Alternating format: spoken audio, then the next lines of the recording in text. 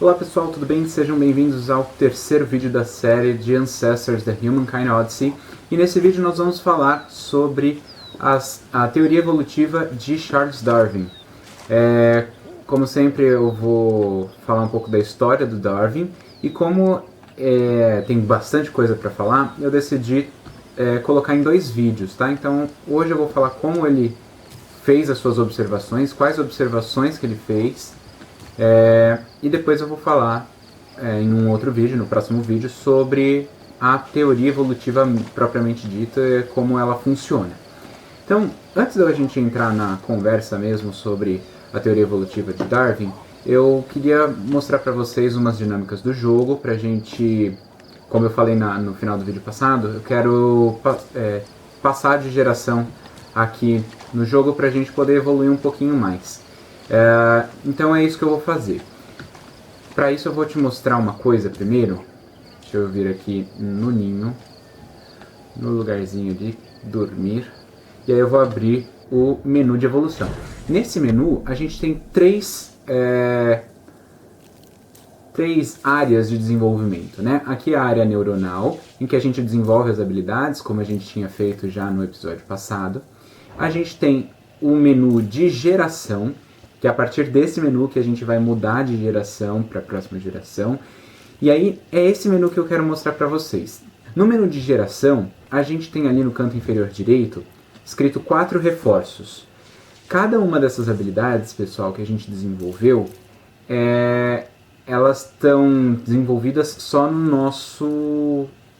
na nossa geração.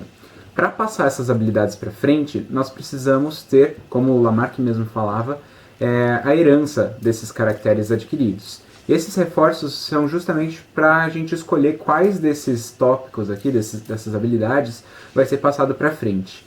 Como a gente só tem 4, a gente tem que aumentar a quantidade de reforços. Cada reforço vem principalmente pelo número de crianças, pelo número de filhotes que a gente tem. Então a primeira coisa que eu vou fazer é aumentar o número de filhotes. A gente tem aqui, olhando lá no canto inferior direito, a gente tem bolinhas laranjas, né? Cada bolinha laranja representa um filhote. Então o que a gente tem que fazer é reproduzir um pouco mais a nossa espécie para ter mais filhotes. Deixa eu analisar este moço aqui. Ele é casado com R. Eu não sei quem eu sou. Deixa eu ver aqui. Ah, eu sou R. Então boa. Então eu vou deitar aqui no nosso lugar de descanso. E aí eu vou chamar meu par. Aí o par vem pra cá. Meu par segura um coco, tudo bem? E aí a gente vai acasalar. Então, assim a gente está garantindo, como Lamarck propunha como um mecanismo de evolução, que as modificações que a nossa espécie sofreu, as habilidades que a gente adquiriu durante essa geração, sejam passadas para frente.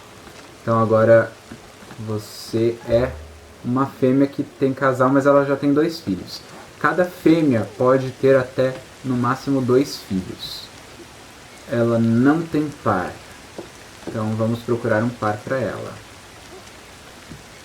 E você? Você é casado? Solteiro. Ele já tem 2 filhos.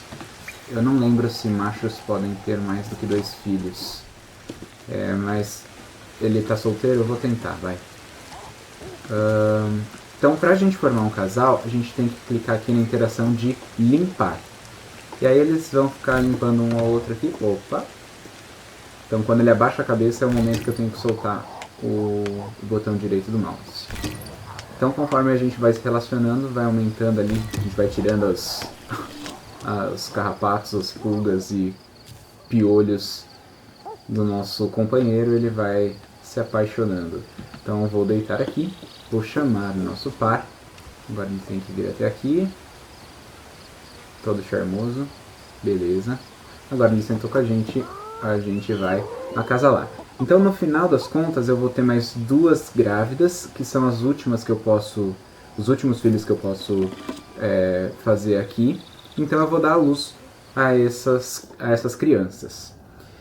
E aí no final das contas, então, a gente fez mais 2 reproduções, então vão ser os 4 que a gente tinha, mais 2, 6. Então a gente vai ter 6 pontos de reforço para a gente levar para a nossa próxima geração, e é isso que a gente vai fazer. Assim que passar aí o videozinho do nascimento do novo Baby Hominídeo, a gente vai abrir o nosso menu de gerações, fazer os reforços que nós precisarmos fazer, que nós quisermos fazer, e aí a gente muda de geração, e aí a gente terá a nossa próxima geração para jogarmos com ela. Então aqui temos nosso Baby Hominídeo.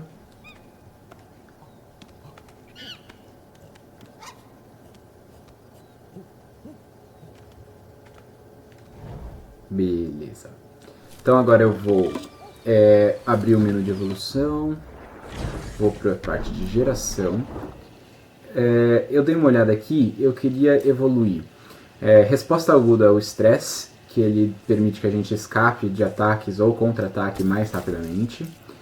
Manuseio, que é a habilidade de largar um item enquanto a gente está se movimentando. Automaticamente a gente já tem que evoluir a habilidade de passar um item de uma mão para outra. Este daqui é ortostasia contextual, falei de primeiro agora, que é a habilidade de detectar elementos mais distantes utilizando inteligência. Esse daqui que permite, enquanto seguem você, os membros do clã podem imitar automaticamente uma intimidação ou ação de superar o medo. E agora eu tenho que escolher mais um, eu acho que eu vou escolher esse daqui, que é a localização de som, que aumenta a detecção por audição. E agora a gente aperta a barra de espaço aqui para evoluir, para passar de geração.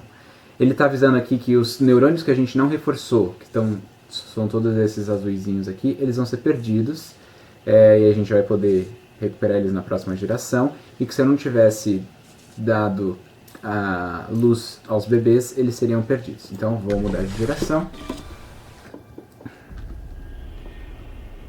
Prontinho, estamos modificando a geração. Então só para falar assim, a gente está mudando de geração, então os bebês vão virar adultos, os adultos vão virar anciãos, os idosos, e os anciãos vão morrer, né? Então a gente deu um passo a mais aí na evolução, na evolução não, né? Na nossa geração, e aí a gente está mudando os nossos personagens. Então foi uma geração de 15 anos, né? A passagem de geração é de 15 anos. Pronto. Agora olha só, a nossa fêmea que estava dando a luz já está idosa, já está com os pelos branquinhos. E aí vocês estão vendo ali, no canto inferior direito, que a gente tem as bolinhas cinzas, que são um pouquinho maiores, que estão à esquerda do nosso disco ali, e as bolinhas menores, que estão à direita. As bolinhas maiores são os membros adultos do nosso clã. E as bolinhas menores são os anciãos, que somos nós aqui no caso. Vocês conseguem ver aí a bolinha verde no centro da tela, que ela diminuiu, né? Ela não está completa. Isso é porque essa mocinha aqui já é uma anciã.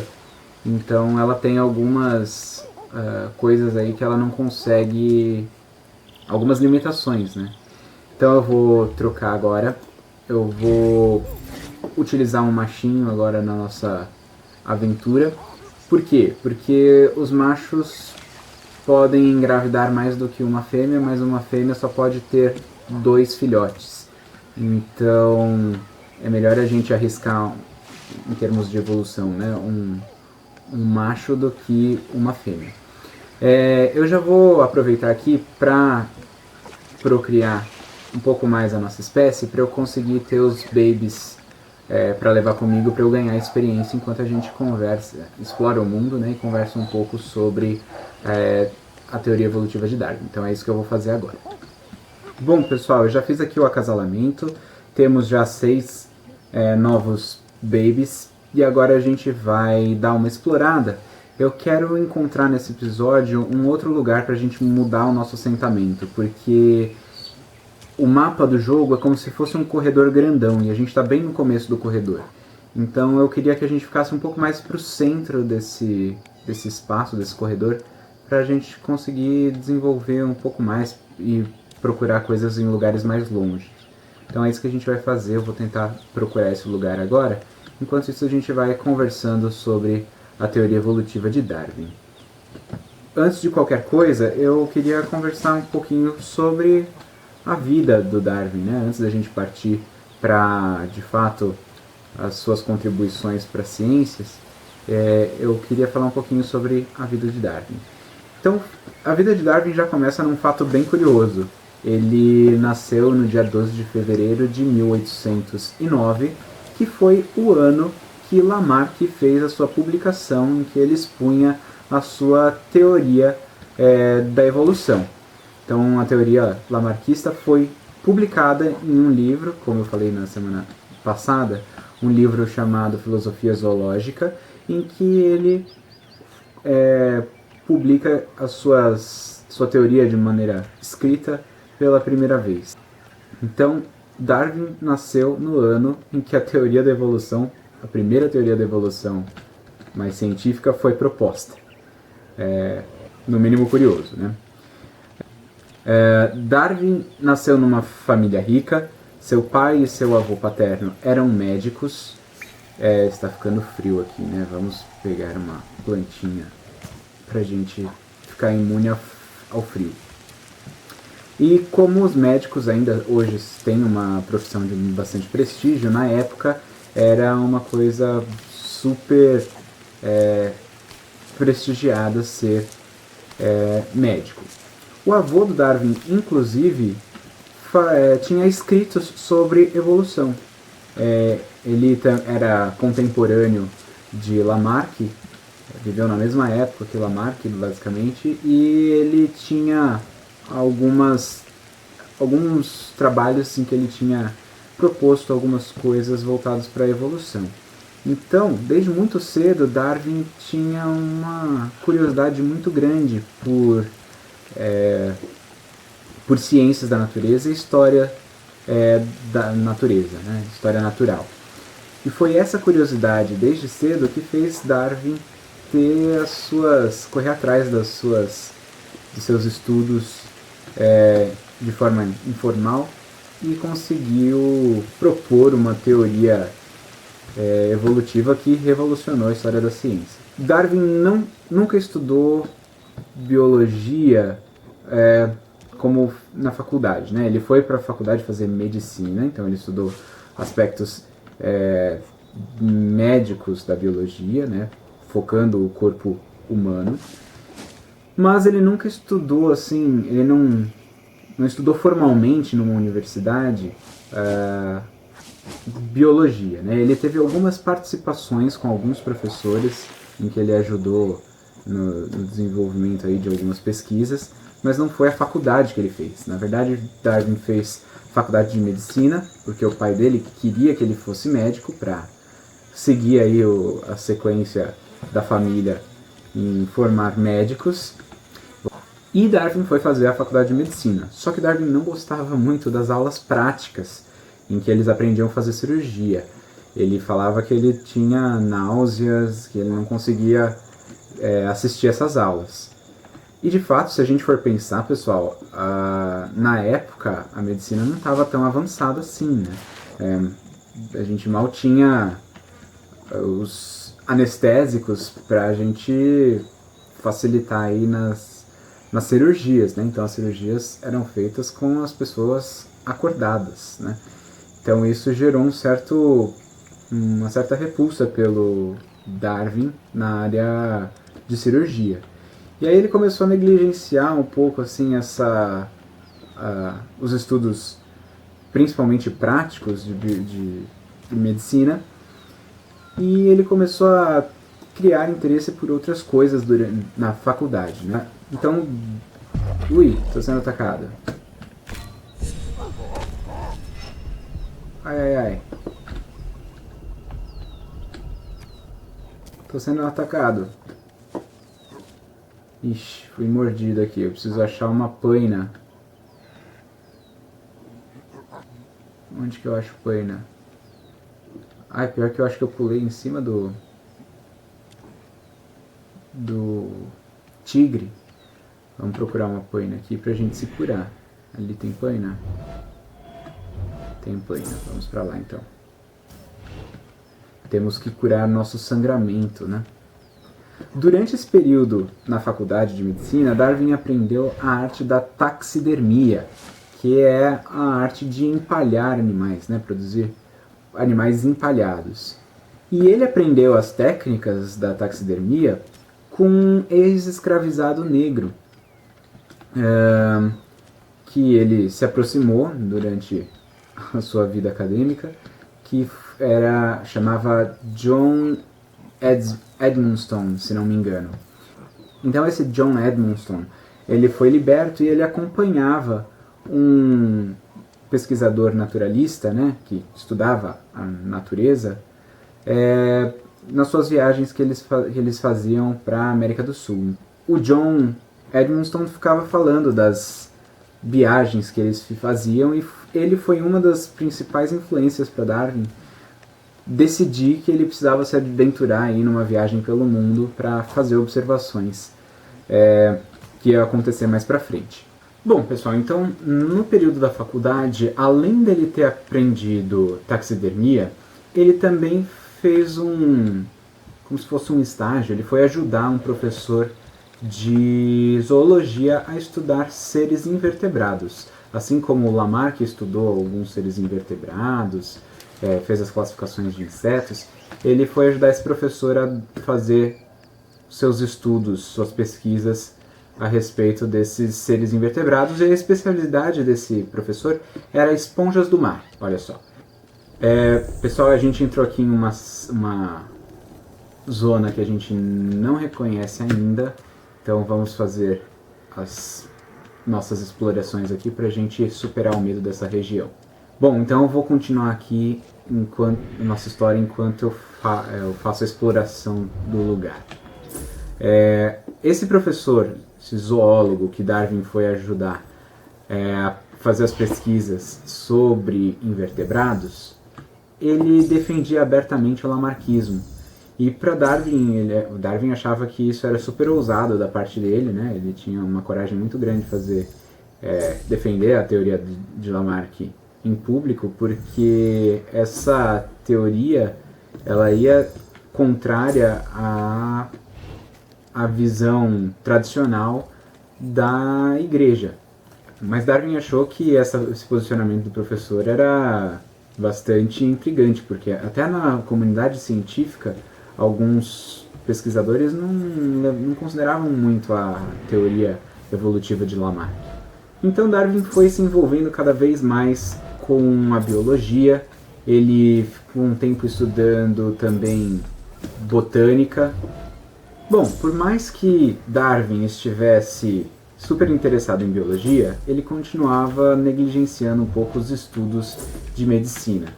E o pai dele ficou um tanto quanto bravo com isso e falou assim: então tá bom, você não quer estudar medicina, não vai estudar medicina, mas você vai estudar para ser clérigo. E um dos caminhos que Darwin tinha que percorrer para chegar a ser clérigo era cursar uma faculdade de artes, né? E foi isso que o pai dele fez. Mudou ele de cidade, ele foi para Cambridge, e em Cambridge ele estudou artes, né? Ele foi ser bacharel em artes. Ele não gostava muito do curso também, ele não se dedicava tanto, não ia tão bem, mas ele aprendeu a aprimorar algumas técnicas de desenho e ele conseguia fazer desenhos para anotações científicas muito bem.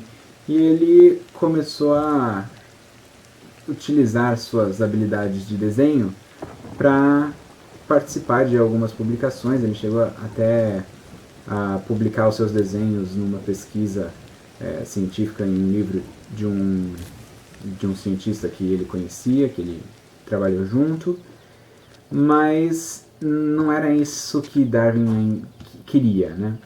Então ele se formou em artes meio a contragosto, mas acabou se formando.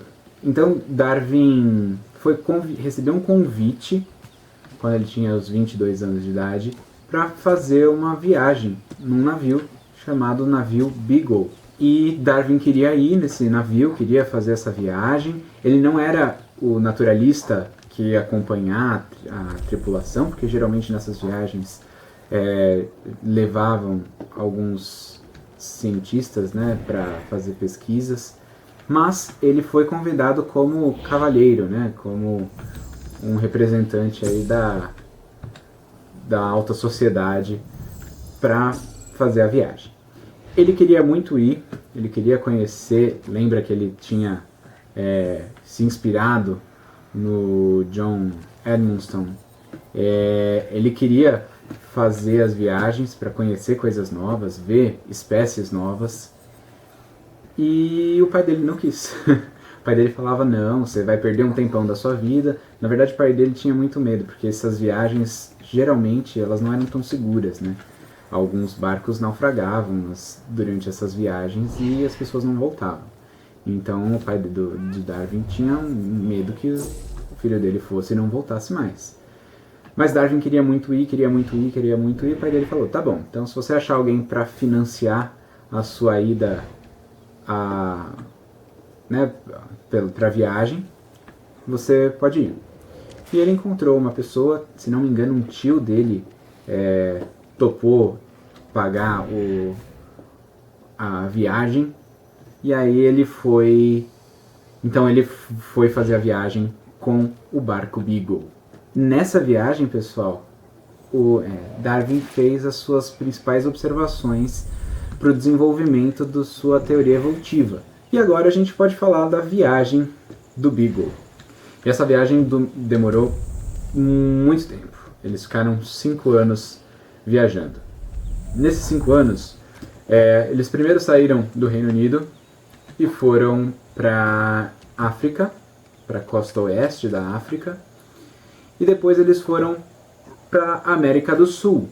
Então ele já estava achando a viagem maçante. A primeira observação interessante que ele fez foi na Argentina, em que ele estava comendo uma iguaria típica da região, que era uma espécie de tatu assado, né? E o tatu era servido com a carapaça, né, do tatu, e ele se interessou por aquilo, achou interessante, mas aí conforme ele ia fazendo as suas pesquisas, né, as suas observações, ele encontrou um fóssil que parecia uma carapaça gigante de tatu. Então era um gliptodonte, era uma espécie de tatu pré-histórica que era gigante. Bom, pessoal, eu fui acender as luzes que tá ficando escuro e aí eu voltei. Então Darwin estava estudando lá na Argentina os fósseis que ele encontrou e ele percebeu que tem muitas semelhanças entre alguns animais, né? Apesar de espécies serem muito diferentes, elas também têm uma certa semelhança. Algumas espécies, né, se assemelham em algumas características. Além desse tatu gigante, que eu já esqueci o nome, o gliptodonte, nesse mesmo lugar o Darwin encontrou uma preguiça gigante, que tinha todas as características de uma preguiça, só que era muito maior, que é o megatério. Então esses fósseis foram ideias para Darwin, né? As observações desses fósseis foram ideias, né, para Darwin pensar um pouco, e ele tinha muito tempo para pensar, porque a viagem durou muitos anos, né? 5 anos viajando, dá para pensar em bastante coisa. Depois da Argentina, eles foram para Galápagos. E aí foi o prato cheio para Darwin. Galápagos é uma província do Equador, né? Na época era colônia espanhola, mas é um conjunto de ilhas. E nesse conjunto de ilhas, a diversidade de vida que Darwin encontrou foi para ele assim impressionante. Nesse arquipélago, Darwin percebeu que as espécies tinham modificações de acordo com o lugar que elas viviam. Elas viviam muito próximas, então o clima é tudo parecido, porque afinal de contas é um arquipélago restrito ali numa área, mas ao mesmo tempo tinha algumas mudanças no ambiente que causavam essas modificações nos animais. Então, isso estava um pouco relacionado ao que o Lamarck falava sobre a influência do ambiente na adaptação das espécies. E aí, nessas ilhas, uma das observações que Darwin fez era referente a tartarugas gigantes que existem em Galápagos. Essas tartarugas gigantes elas tinham algumas modificações entre espécies. Então tinha uma espécie de tartaruga gigante que Darwin observou, eu vou colocar aí na tela uma foto dessas tartarugas, que ela tinha o casco dela em formato de domo, um formato mais liso, assim, como se fosse uma bacia de cabeça para baixo. Essa espécie de tartaruga vivia em um ambiente em que tinha vegetação rasteira, então ela conseguia comer essas gramíneas que ficavam na parte inferior, né, na parte de baixo do ambiente. Por outro lado, existia uma outra espécie de tartaruga que Darwin estudou, que ela tinha um formato, o casco dela tinha formato de sela. Ele tinha uma elevação na parte do pescoço que tornava possível a elevação do pescoço dessas tartarugas. E Darwin percebeu que essas espécies se alimentavam majoritariamente de plantas que não estavam no chão, mas que tinham alguns arbustos um pouco mais altos. Então, havia necessidade de levantar um pouco o pescoço para que essas tartarugas pudessem se alimentar. Então eram espécies muito parecidas, que diferiam muito pouco uma das outras, mas ao mesmo tempo elas tinham as suas semelhanças. Então eram espécies que ele pensou que poderiam ser espécies irmãs ou espécies primas, né? Esse exemplo é muito parecido com o exemplo que a gente viu na semana passada do jornalista explicando a teoria lamarquista, quando ele falava das girafas. Outra observação importante que Darwin fez na sua viagem era a observação dos pássaros. Então ele foi pegando alguns pássaros que ele ia encontrando, ele fazia algumas observações desses pássaros e depois ele ia coletando essas espécies para fazer observações. Ele empalhava algumas das espécies e, bom, ao fazer isso ele percebeu que algumas espécies de pássaro têm bicos diferentes e esses bicos estão associados à alimentação desses pássaros. Então alguns pássaros que precisam cutucar tronco de árvores para se alimentar de alguns animais que estejam presentes nesse tronco, eles têm um bico mais fino. Alguns pássaros que precisam quebrar sementes para se alimentar, eles têm um bico mais parecido com o bico da arara, um bico mais tortinho, mais volumoso. Se você vê, por exemplo, o colhereiro ele tem um bico em forma de colher, assim, que ele consegue abocanhar, por exemplo, peixes quando ele está caçando. A garça tem um bico mais comprido para pegar peixes também. Então ele viu que esses bicos estavam bastante associados ao tipo de alimentação desses animais. E o tipo de alimentação está associado à disponibilidade de certo tipo de alimento em determinado local.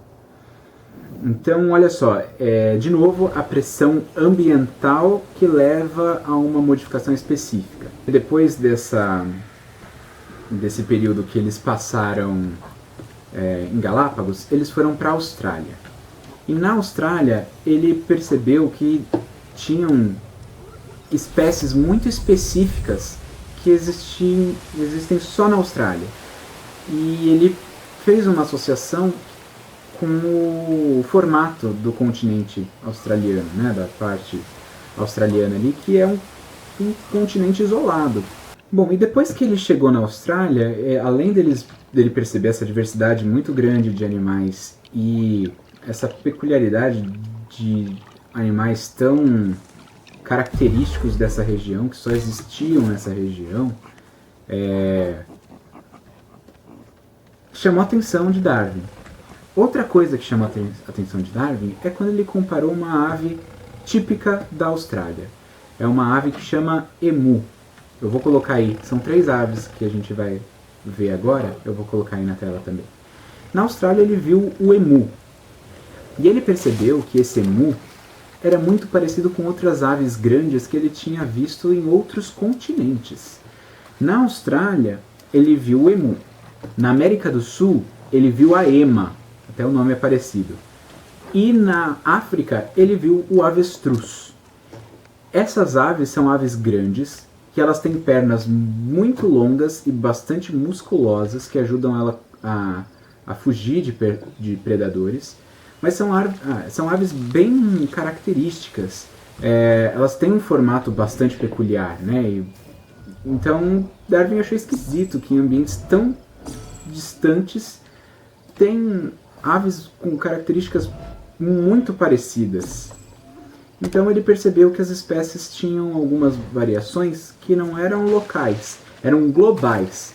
Enquanto em Galápagos ele percebia que as espécies tinham variações locais. De um pedaço do arquipélago para outro já mudavam as características de alguns animais.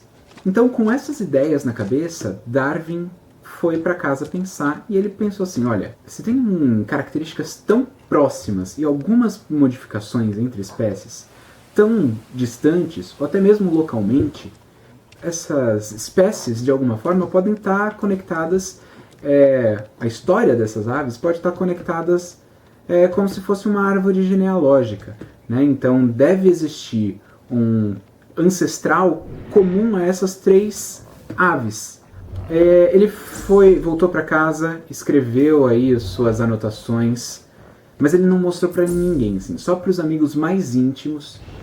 E ele continuou estudando pombos, estudando cracas. Ele passou um tempo muito grande da vida dele estudando cracas, que são aqueles animaizinhos que crescem no casco de embarcações. 22 anos depois ele fazia a sua viagem com o Beagle, um outro senhor, na época era jovem, né, quando ele fazia as viagens dele. Então esse outro observador também foi fazer viagens para a América do Sul e ele se chamava Alfred Russel Wallace, que ele também é acreditado como um dos pais da teoria evolutiva darwinista, né? Ele fazia essas viagens para encontrar espécimes para vender. Então ele fazia lá, empalhava as espécies, fazia coleções de espécies e ia vender para pesquisadores que queriam ter contato com essas espécies na Europa, por exemplo. Então ele ia para a América do Sul, coletava alguns espécimes e levava para a Europa. Então Wallace era de uma família pobre e ele fazia essas viagens para ganhar dinheiro. Ele vendia esses espécimes justamente para ele ganhar dinheiro para sobreviver. E numa das viagens que ele estava fazendo, nessa viagem que ele foi fazer para a América do Sul, ele pegou um monte de exemplares. Ele também foi ali para a Oceania, estudou lá na Oceania algumas espécies de animais também. Então ali na Oceania, próximo, acima da Austrália, ali próximo a Singapura, a Indonésia, o Wallace conseguiu perceber que por alguma questão geográfica, alguma diferença de local, existiam espécies numa parte do arquipélago que forma ali no meio, na Indonésia principalmente, que tinham espécies de macacos. E em outra metade daquele arquipélago existiam só espécies de cangurus, de marsupiais. Ele achou isso interessante, né? Então ele acabou chegando em conclusões muito parecidas com as que Darwin tinha chegado. E Darwin não tinha publicado isso, né? Wallace teve um pequeno incidente, na verdade um grande incidente, com as suas observações.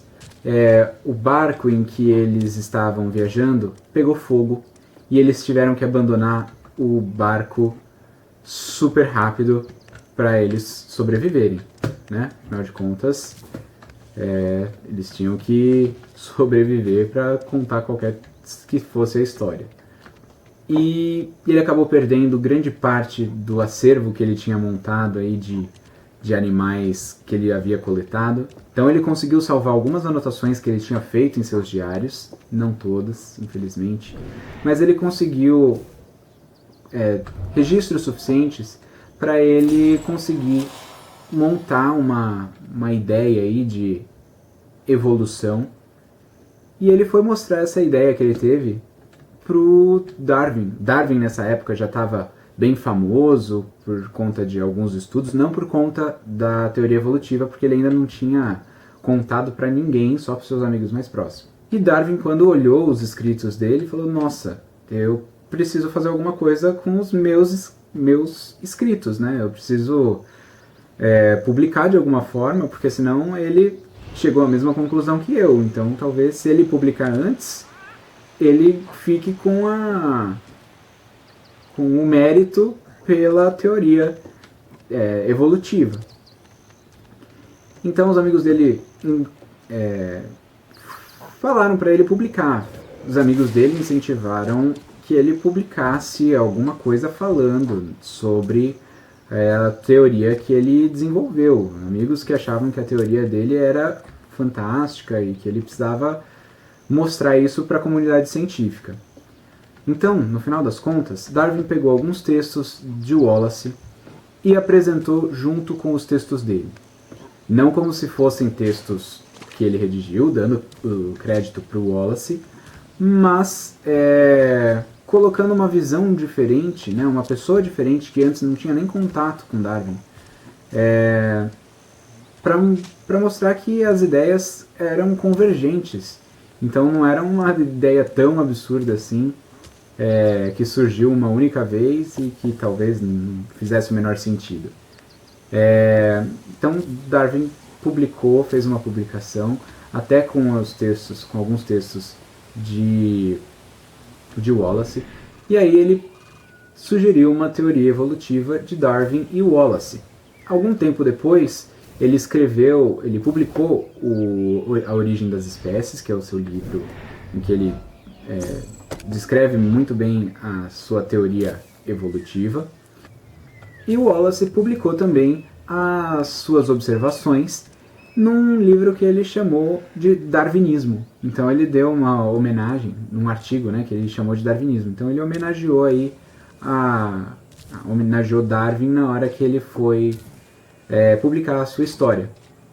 Então existe uma ideia de que Darwin roubou a ideia de Wallace, mas não é verdade, né? Eles ambos chegaram à mesma teoria, ou aos mesmos princípios de uma teoria,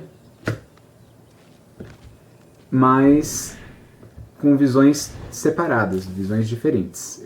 Então por hoje era isso que eu queria falar para vocês. Eu não vou me estender mais para falar sobre a teoria, deixo para fazer isso na semana que vem, falo mais um pouquinho da teoria. Eu não consegui achar o lugar que eu quero pra gente montar o nosso assentamento.